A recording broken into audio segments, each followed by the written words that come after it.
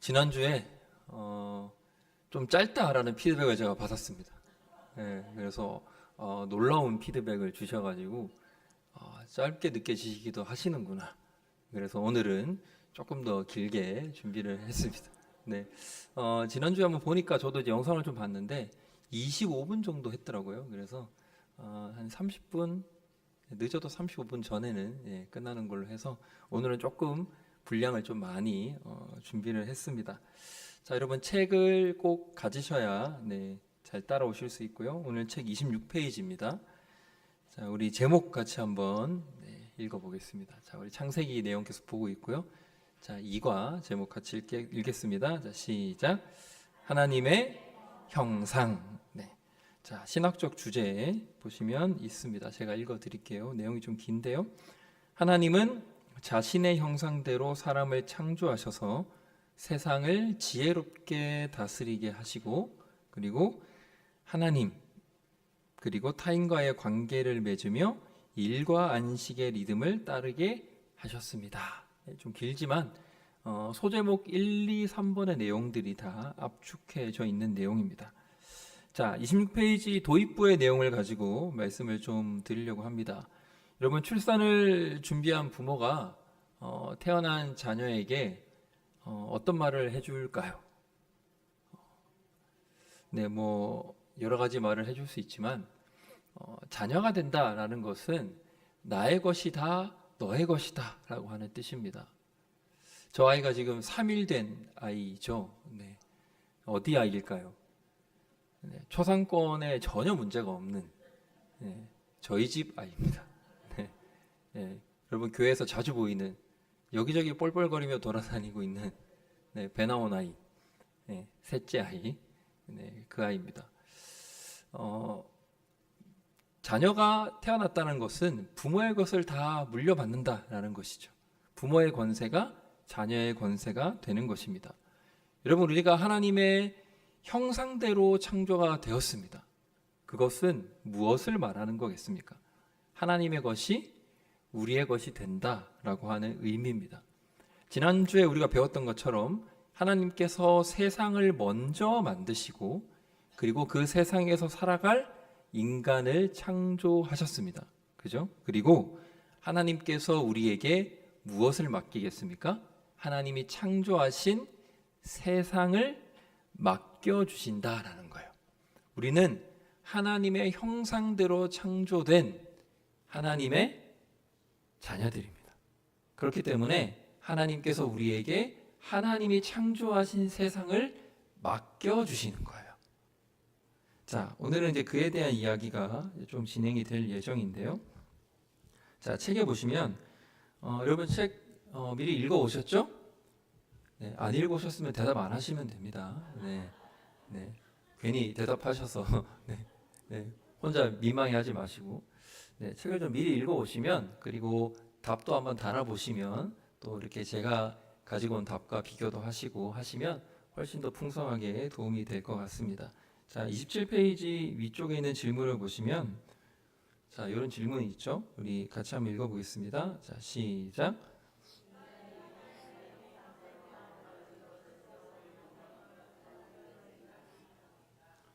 자, 여러분, 세상의 어떤 종교에도 신을 따라 만들어진 피조물은 나오지 않습니다. 우리는 하나님의 형상대로 만들어졌대요. 여러분, 이 말이 들을 때 어떤 생각이 들까? 단순하죠. 저는 그런 생각이 들었습니다. 내가 특별하구나. 신을 닮은 존재구나. 내가 특별한 존재구나 라고 하는 생각이 들게 될 것입니다. 자, 그래서 여러분, 이 진리, 내가 하나님의 형상을 따라 창조됐다라고 하는 이 진리를 27페이지 두 번째 질문을 보시면, 다른 창조와 비교할 때 사람이 어떤 독특함이 있는지 성경은 어떻게 이야기를 하고 있습니까? 자, 두 가지인데요. 여러분, 하나님이 만드신 다른 피조물들 중에서 하나님의 형상을 닮은 피조물은 사람밖에 없습니다. 놀라지 않으시는데 사람밖에 없습니다. 사람만이 하나님을 닮아 있습니다. 그렇기 때문에 여러분, 나를 닮았다라고 하는 것은 결과적으로 그 영광이 누구에게 가야 되는 겁니까? 하나님에게 가야 되는 거예요. 여러분, 저희 집 아들이 셋이나 있지만 저희 집 아들이 사고 치면 누구의 이름에 먹칠이 되는 겁니까? 부모님의 이름에 먹칠이 되는 겁니다. 그와 같은 거예요. 우리가 하나님을 닮아서 창조가 됐으면 하나님을 영화롭게 해야 되는 것이 창조받은 우리들의 사명이고 숙명인 셈입니다. 자, 그렇다면 오늘 말씀을 통해서 하나님을 닮은 우리는 어떻게 해야 될까에 대한 이야기가 오늘 총 3가지로 등장을 하게 됩니다. 자, 3가지 내용 한번 살펴보겠습니다. 27페이지 보면 있는데요. 여러분, 책에 보시면 내용이 좀 모호하게 되어 있습니다. 제가 그래서 쉽게 바꿨어요. 책이 모호한 이유는 이 책을 쓰신 분이 외국인이어서 그렇습니다. 그래서 한국말로 번역을 하다 보니 제가 읽는데도 말이 좀 이상하더라고요. 우리는 세상을 지혜롭게 다스리는 모습으로 하나님을 반영합니다. 뭐 말이 좀 이상하죠, 그죠? 그래서 이해하기 쉽게 이제 제가 좀 정리를 했습니다. 자, 1번 보고 쓰셔도 좋고요. 자, 같이 한번 읽어보겠습니다. 자, 시작. 우리는 하나님의 형상으로 세상을 지혜롭게 다스려야 합니다. 라는 거죠. 우리는 하나님의 형상으로 창조하심을 받았고, 그렇기 때문에 하나님이 만드신 그 세상을 어떻게 지혜롭게 다스려야 합니다.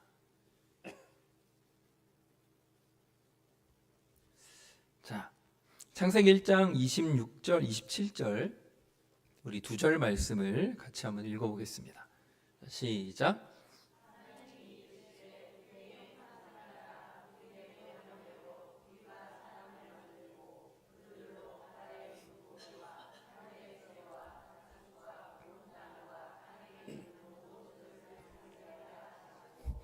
하나님이 자기 형상 곧 하나님의 형상대로 사람을 창조하시되 남자와 여자를 창조하시고. 자, 여러분 잘 아는 말씀일 겁니다. 자, 창세기 1장 26절 27절에서에 나오는 이 말씀이 의미하는 것은 여러분 뭐 책에도 나와 있습니다. 28페이지. 이것을 좀 요약해서 정리를 해보면 이런 얘기를 합니다. 자, 하나님께서 세상을 만드셨기 때문에 하나님이 온 세상의 통치자가 되신다라는 거예요. 그러니까 우리는 온 세상의 통치자가 맞다 아니다? 아닌 거예요. 아니지만 온 세상의 통치자이신 하나님께서 우리에게 세상을 통치하라고 뭘 주셨다? 권위를 주셨다는 거예요. 그래, 내가 세상의 통치자인데 내가 너한테 이 권위를 넘겨줄게, 부여해 줄게 라는 겁니다. 여러분, 이것은 조물주와 피조물주와의 관계이기도 하면서 동시에 사람과 하나님과의 사이의 다른 점이기도 합니다. 그렇기 때문에 하나님이 선악과를 만드셨고, 그렇기 때문에 우리는 세상을 다스릴 권위를 부여받게 된 것입니다. 쉽게 이해가 되시죠? 그것이 인간이 받은 권위입니다. 자, 28페이지 질문을 보시면, 자, 나의 삶의 영역 중에 권위를 부여받은 영역이 있습니까? 여러분 삶의 영역 중에서 여러분에게 권위를 부여받은 영역이 있습니까? 당연히 있죠, 그죠? 저는 생각을 해봤어요. 저는 이제 목회자이고, 그리고 가정에서는 아버지입니다. 제가 부여받은 이제 권위가 되겠죠. 여러분도 가정, 학교, 직장, 교회에서 각자 부여받은 권위가 있습니다. 자, 그렇다면 여러분 중요한 것은 그 다음 질문입니다. 자, 우리 그 다음 질문, 그 다음 질문을 같이 한번 읽어보겠습니다. 자, 시작.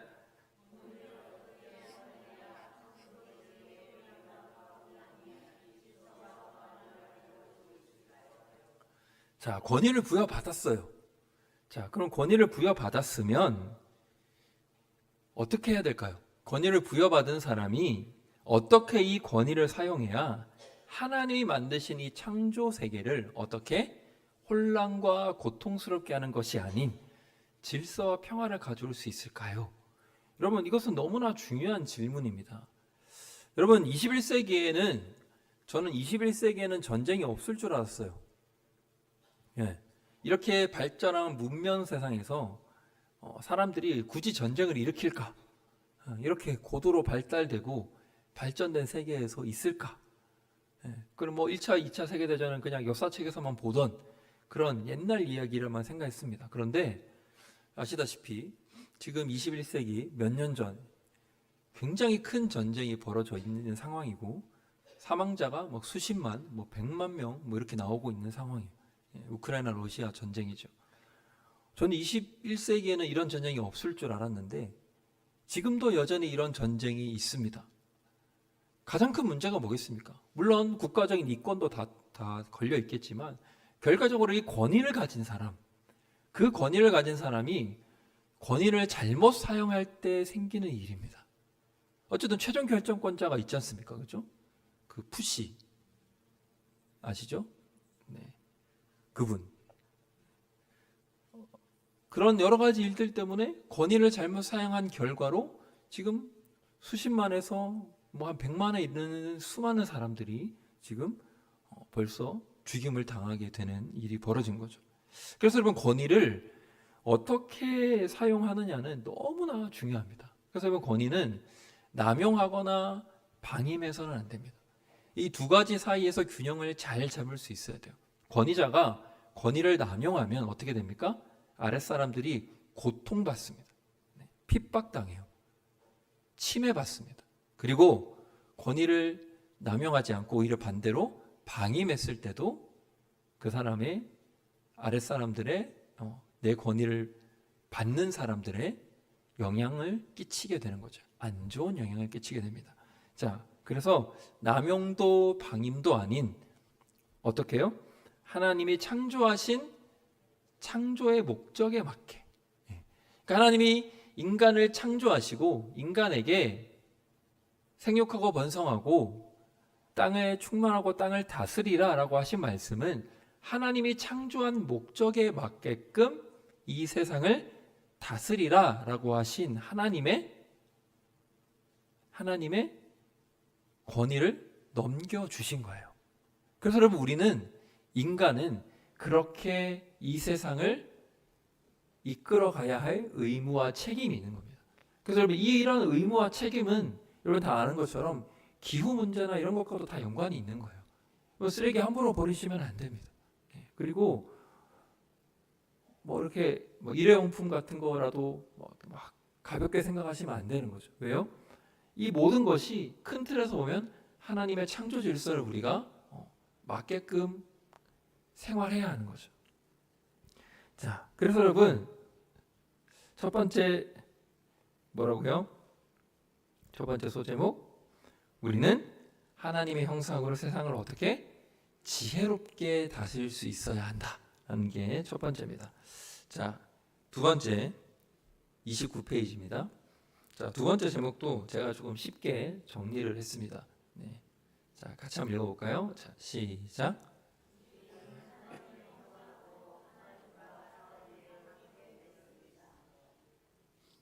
자, 우리는 하나님의 형상으로 하나님과 사람들 사이에서 관계를 맺어야 합니다. 자, 밑에 보시면 말씀도 다 써 있고요. 자, 한번 기록하실 분들은 기록하시면 되겠습니다. 네. 나중에 혹시 다시 보시기가 가능하거든요. 유튜브로. 네. 혹시라도 놓치신 거 있으면 다시 보셔서 찾아보셔도 될 것 같습니다. 자, 인간의 창조와 다른 창조들 간의 결정적인 차이가 있습니다. 여러분, 사람이 아닌 다른 것들의 창조는 여러분 말씀을 자세히 보시면 하나님이 어떻게 창조하시냐면 명령으로 창조하세요. 자, 대표적인 거 창세기 1장 3절. 자, 읽어볼게요. 자, 시작. 하나님이 이르시되 빛이 있으라 하시니 빛이 있었고. 이런 식이에요. 다 이해되시죠? 사람이 아닌 다른 것들의 창조는 하나님이 다 명령으로 창조하셨습니다. 말씀을 한마디 딱 던지시고 그걸로 창조가 짜짜짜짱 이루어지는 거예요. 자, 그런데 여러분, 말씀을 자세히 읽어보시면 인간의 창조는 다른 창조와의 차이가 있습니다. 사람의 창조는 사람이 있으라 딱 해서 사람이 쫙 생겼습니까? 그게 아니라는 거예요. 하나님은 어떻게 해요? 굳이 손수, 하나님이 굳이 흙을 가지고 빚으신 다음에 그 다음에 어떻게 해요? 코에 생기를 불어넣는, 어떻게 보면 번거롭고 어떻게 보면 굉장히 조금 다른 창조와는 비교되게끔 복잡한 절차를 하셨다는 거예요. 자, 2장 7절, 자, 제가 읽어드리겠습니다.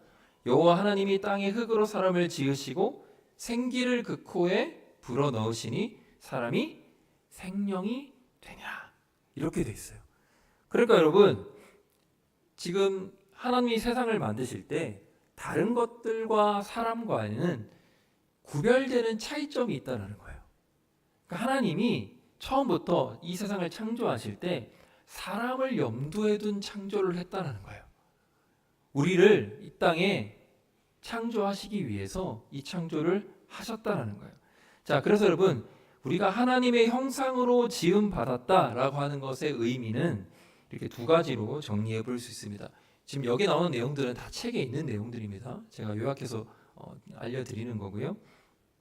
자, 두 가지 의미가 있습니다. 첫 번째는, 자, 손수 지었다라는 것은 뭘 의미하겠어요? 친밀함이에요. 친밀함. 여러분이 손수 뭔가를 만들었다. 그럼 그 물건에 얼마나 큰 애정이 있겠습니까? 저는 어릴 때 도시에 살았지만 시골 사람처럼 컸습니다.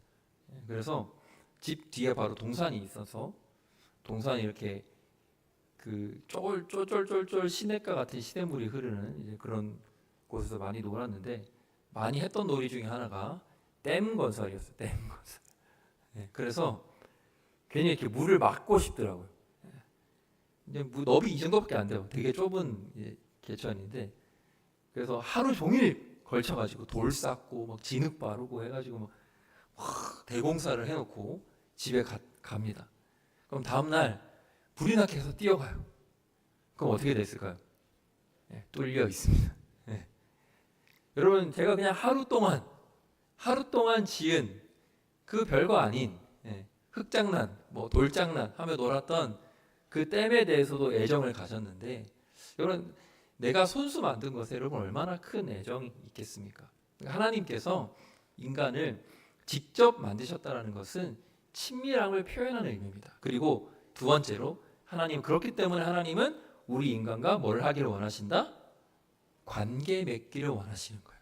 그러니까 하나님 대충 그냥 던져놓고 니들 알아서 해가 아니라, 하나님이 형상대로 만들어 놓고 나와 관계 맺자, 나와 교제하자라고 하나님이 요청하시는 겁니다. 이것이 인간의 창조이고, 이것이 하나님의 형상대로 지어진 저희들의 모습인 것이죠. 이해되시죠? 네. 자, 책 30페이지. 자, 30페이지 보면 질문이 있습니다. 질문. 자, 이 질문도 같이 한번 읽어보겠습니다. 자, 시작.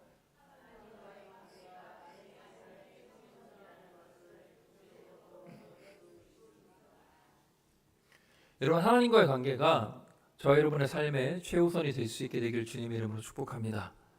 최우선이 되고 계시죠? 네. 어떻게 보여줄 수 있을까? 자, 정리해 보겠습니다. 자, 말씀과 기도로 하나님의 성품을 드러내며 살아가는 것입니다. 그러니까 우리 힘과 능력으로는 할 수 없어요. 어떻게 해야 돼요? 하나님의 말씀과 기도로. 그래서 하나님이 주신 그 성품, 그 형상을 드러내며 살아갈 때 우리는 그것을, 하나님의 형상을 보여주며 살 수 있는 것입니다. 자, 이어서 31절 질문도 한번 보겠습니다. 자, 제가 읽겠습니다. 하나님과의 관계가 내 삶의 최우선 순위가 아닌 증거에는 어떤 것들이 있습니까? 이건 각자 고민해 보시면 되겠습니다. 네. 하나님과의 관계가 내 삶의 최우선순위가 아니다라고 할 때 여러분 뭐 여러 가지 영역에서 시간, 뭐 건강, 뭐 물질, 뭐 자녀 양육, 뭐 여러 가지 영역에서 최우선 순위가 아닌 증거들이 어떤 증거가 있을까라고 한번 고민해 보시면 좋겠습니다. 전 제가 개인적으로 저희 교회에서는 일어나지 않은 일입니다. 네. 예전에 이제 사역했던 어떤 교회에서 제가 굉장히 마음 아팠던 일 중에 하나는 그겁니다. 그분이 이제 장로님 자녀였는데 저를 부르더니 전도사님, 우리 아이 고3이기 때문에 학생의 예배를 올해 1년은 나가지 않을 겁니다. 라고 딱 못 박으시더라고요.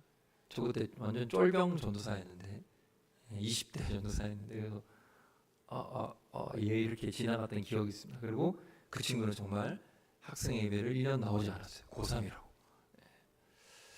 어떻게 살고 있는지 그건 모르겠습니다. 그런 것도 어떻게 보면 하나의 증거가 될 수 있지 않을까 그냥 떠오르는 말씀을 드렸습니다. 자, 창세기 2장 16절에서 19절까지의 말씀을 우리가 좀 이어서 한번 좀 읽어보면 좋겠습니다. 자, 같이 한번 읽어보겠습니다. 자, 시작. 여호와 하나님이 그 사람에게 명하여 이르시되 동산 각종 나무의 열매는 내가 임의로 먹되 선악을 알게 하는 나무의 열매는 먹지 말라. 내가 먹는 날에는 반드시 죽으리라 하시니라. 18절. 여호와 하나님이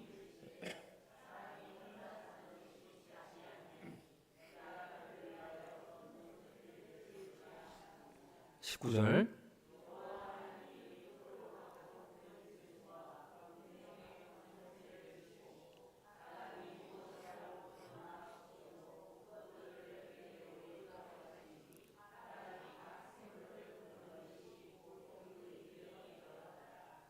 아멘.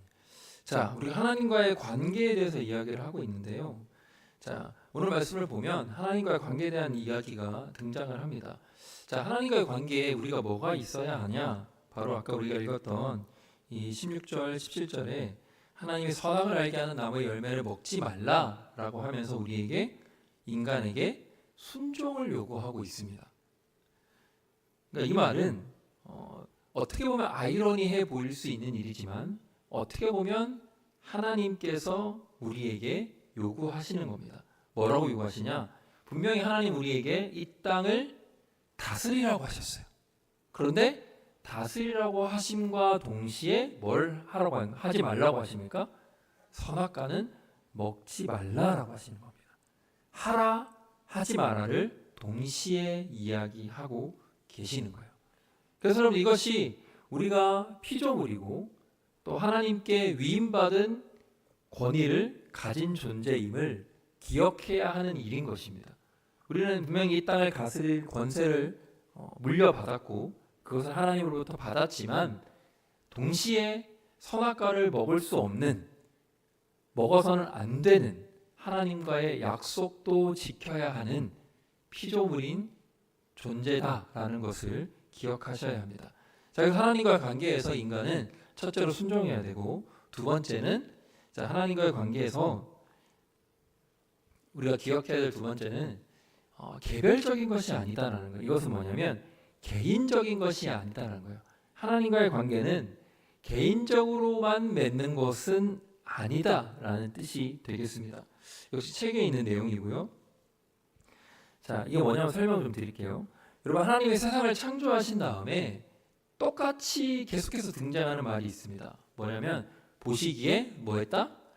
좋았다. 그러니까 하나님이 창조해 놓고 좋았다, 좋았다, 좋았다, 좋았다를 계속하셨어요. 여러분 많이 들어보셨던 이 토브라고 하는 단어입니다. 좋았다. 영어로는 굿이라고 하는 단어죠. 좋았다, 좋았다. 하나님 보시기에 좋았다. 계속 나옵니다. 자, 그런데 여러분 쭉 좋았다라고 나오는 말씀 중에서 하나님이 좋지 않다라고 하는 부분이 등장을 합니다. 그게 바로 창세기 2장 18절입니다. 자, 우리 같이 한번 읽어볼게요. 자, 시작.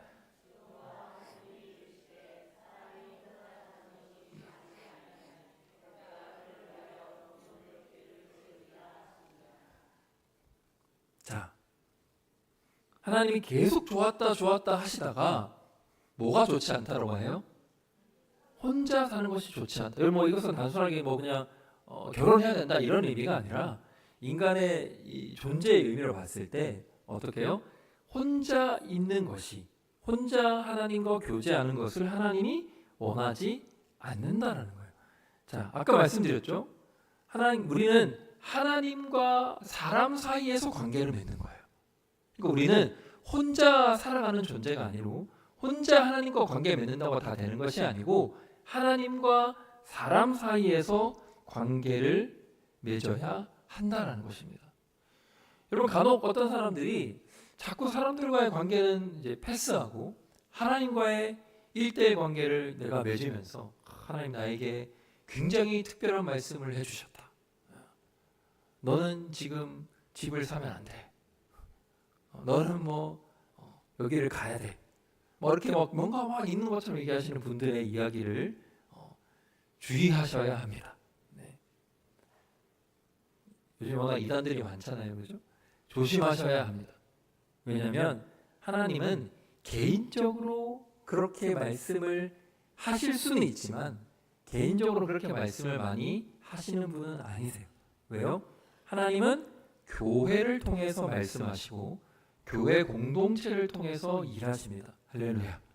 그렇기 때문에 개인보다는 하나님은 공동체를 통해서 일하시는 거예요. 그래서 하나님은 하나님과 사람 사이에서 관계를 맺으며 살기를 원하신다라는 것을 기억하시면 좋겠습니다. 자, 그 내용 이제 31페이지에 있었고요. 자, 32페이지 질문을 한번 또 보겠습니다.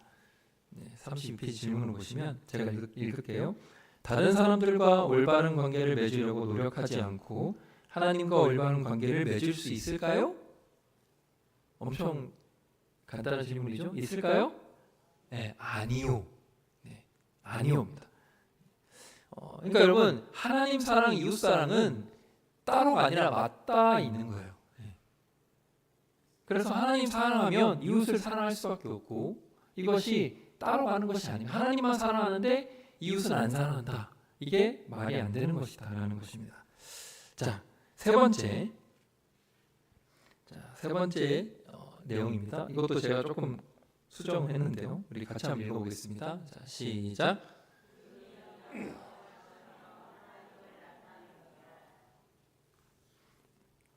자, 일하고 안식하며 하나님을 나타냅니다. 자, 여러분, 일은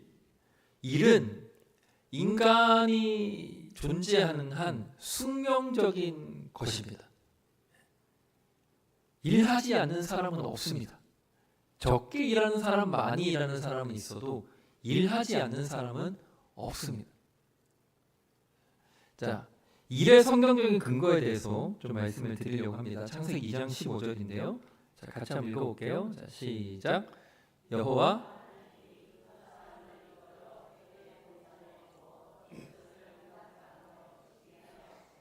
자, 여러분, 창세기 2장 15절의 말씀은 자, 에덴 동산에 두어서 하나님 뭐 하라고 하신 겁니까? 경작하며 지키라라고 말씀하신 거예요. 이미 일을 주신 겁니다. 창세기 2장 15절은 타락하기 이전이에요. 그걸 기억해야 돼요. 여러분, 우리가 일을 생각할 때 타락의 결과로 일이 생겼다라고 오해하는 부분이 분명히 있습니다. 하지만 일은 타락하기 이전부터 있어 왔어요. 범죄의 결과가 아닙니다. 그래서 인간이 저주받아서 우리는 원래 일 안 하고 놀고 먹고 살 수 있었는데 이게 아니에요.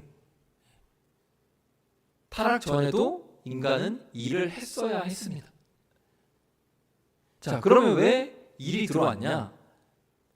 자, 그 내용을 좀 구체적으로 살펴보겠습니다. 자, 선악과의 벌로 주어진 이 일은 자, 땅은 너로 말미암아 저주를 받고 너는 내 평생에 수고하여야 그 소산을 먹는다는 거예요. 여러분, 그 창세 타락 전에는 일을 하지 않아도 땅은 열매를 냈습니다. 물론 그럼에도 불구하고 하나님께서 일하게는 하셨어요. 그런데 타락한 이후에는 어떻게 바뀐 겁니까? 일을 하지 않으면 소산이 생기지 않는 걸로 바뀐 거예요. 그러니까 무겁게 수고하여야만 소산을 먹을 수 있게 바뀐 겁니다. 이해되시죠?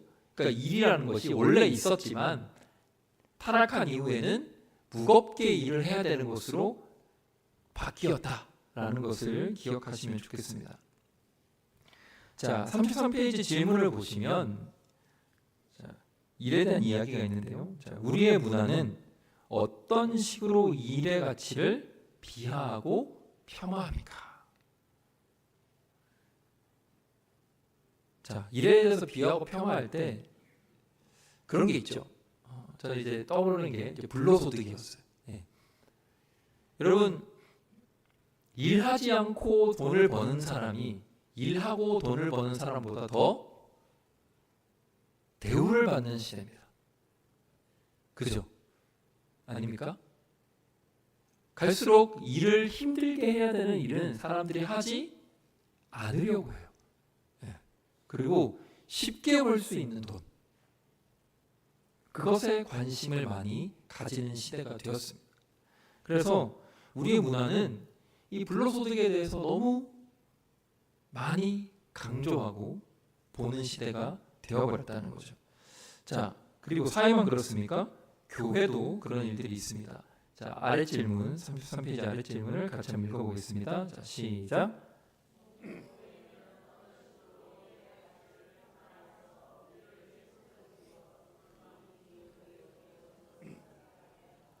자, 어떻게 할까요? 교회는 어떻게 하냐면 교회 일과 세상의 일을 자꾸 구분하려고 해요. 야, 너 교회 일인데, 월차 쓰고 와야지.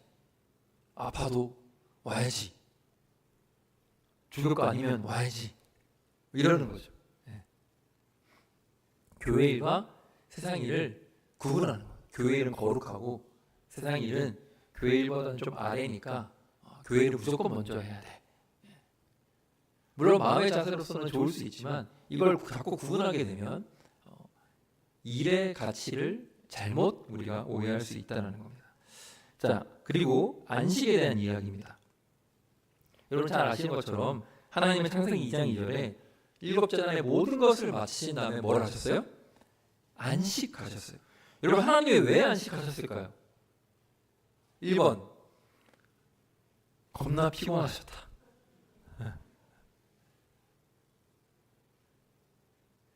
왜 하나님 왜 안식하셨을까요? 하나님이 안식하신 이유는 당연하게도 피곤하셔서가 아닙니다. 6일 동안 내가 창조의 모든 에너지를 써서 이제 좀 쉬어야겠다 이게 아니에요. 하나님이 하신 이유는 뭐냐면 하나님의 모범을 보여주신 겁니다. 너네가 일을 하고 안식도 해야 되는데 일만 할까 봐. 어떻게 해요? 주구장창 일만 할까 봐. 하나님이 본인이 직접 본을 보이시고 안식을 가지신 것입니다. 그래서 여러분 일과 안식은 질서예요. 일을 했으면 안식을 해야 합니다. 그리고 안식을 해야 다시 일을 할 수가 있습니다. 맞아요, 틀려요?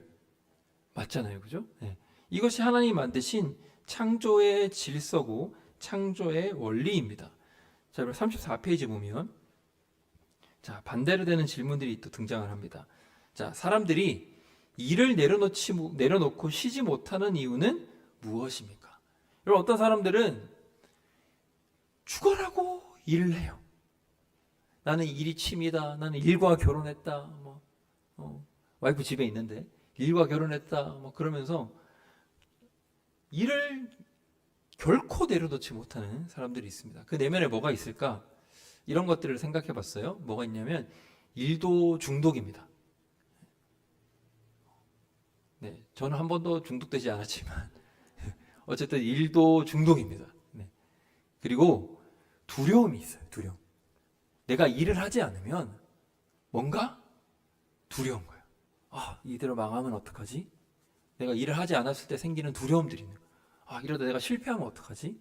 아, 내가 이렇게 지금 쉬어도 되나?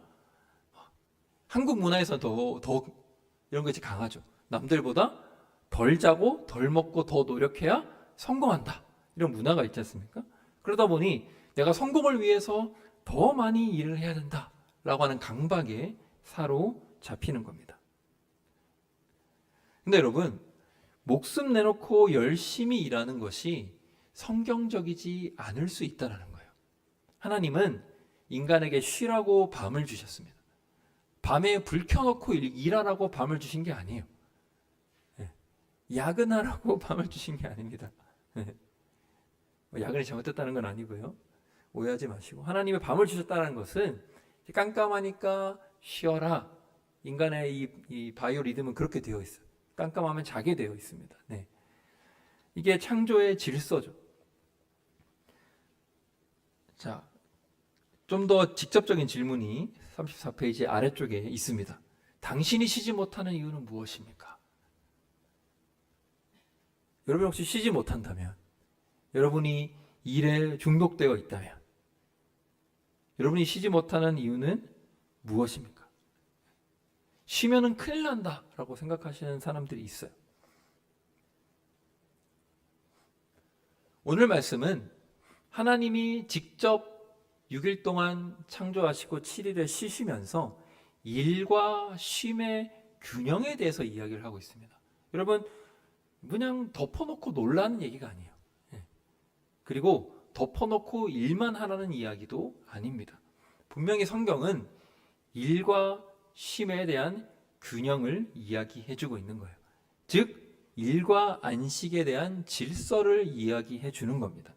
일은 여러분, 하나님이 창조하시면서 인간에게 책임을, 땅을 다스려라 라고 하면서 일을 해라 라고 하나님 주신 거예요. 그리고 일을 했으면 어떻게 해라? 안식해라, 쉬어라. 이것이 하나님이 보여주신 회복의 질서입니다. 그래서 인간은 일과 쉼을, 일과 안식을 반복하면서 지속적으로 살아갈 수 있게끔 창조되어 온 거예요. 일만 하는 걸로 살 수가 없습니다. 그리고 쉬기만 한다고 되는 것도 아니라는 거예요. 이 두 가지의 균형이 있어야 된다는 뜻입니다. 이것이 하나님이 만드신 창조의 원리입니다. 자, 오늘 좀 길었죠? 이제 결론입니다. 자, 하나님의 형상. 한 장 맛보로, 하나님의 형상. 하나님의 형상은, 하나님의 형상을 닮았다라고 하는 것은 첫 번째로 우리가 하나님을 보여주며 살아가야 하는 거예요. 하나님의 형상에 따라 창조된 우리는 하나님이 어떠한 분이신지 우리를 통해서 드러나야 합니다.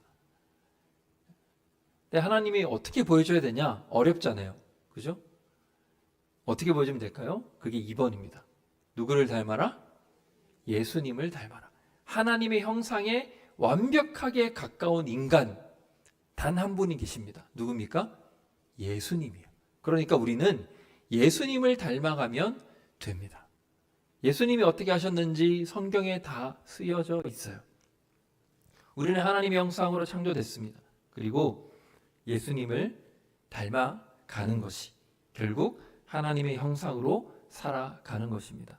자, 오늘의 결론. 하나님의 형상으로 살아갈 수 있는 저와 여러분 될 수 있게 되기를 주님의 이름으로 축복합니다. 자, 기도하겠습니다.